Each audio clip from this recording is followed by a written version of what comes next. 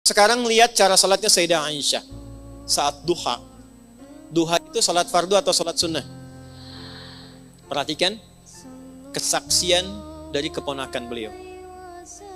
Aku ke rumah bibiku dan menyaksikan bibiku sedang salat duha. Dalam satu riwayat membaca surat Tur, surah ke-52. Ketika sampai pada bacaan tasbih, beliau bertasbih dan menangis dalam tasbihnya. Perhatikan baik-baik ya. Semua biografi, cerita tentang orang-orang hebat di masa lalu selalu memberikan kita informasi, tidak pernah mereka membaca apapun kecuali paham apa yang dibaca itu. Minimal tahu artinya, Bu. Nih ya, saya tuliskan. Saking paham dan mengerti tentang ayatnya, saya lihat bibi saya itu bukan sekedar baca diulang sampai menangis. Sesegukan kalau bahasa kita itu, saking merasakan dalamnya ayat itu untuknya. Sekarang lihat cara salatnya Sayyidah Aisyah saat duha. Duha itu salat fardu atau salat sunnah? Perhatikan kesaksian dari keponakan beliau. Aku ke rumah bibiku dan menyaksikan bibiku sedang salat duha. Dalam satu riwayat membaca surat Tur, surah ke-52.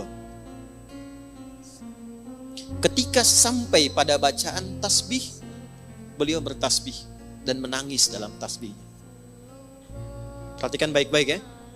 Semua biografi, cerita tentang orang-orang hebat di masa lalu selalu memberikan kita informasi, tidak pernah mereka membaca apapun kecuali paham apa yang dibaca itu.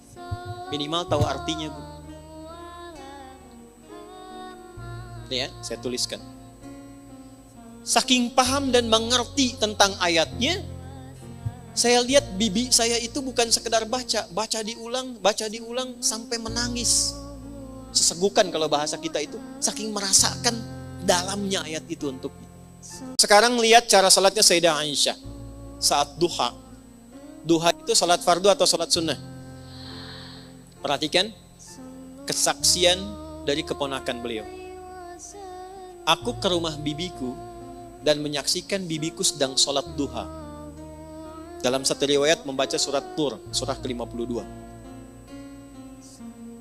Ketika sampai pada bacaan tasbih, beliau bertasbih dan menangis dalam tasbihnya. Perhatikan baik-baik ya. Semua biografi, cerita tentang orang-orang hebat di masa lalu selalu memberikan kita informasi, tidak pernah mereka membaca apapun kecuali paham apa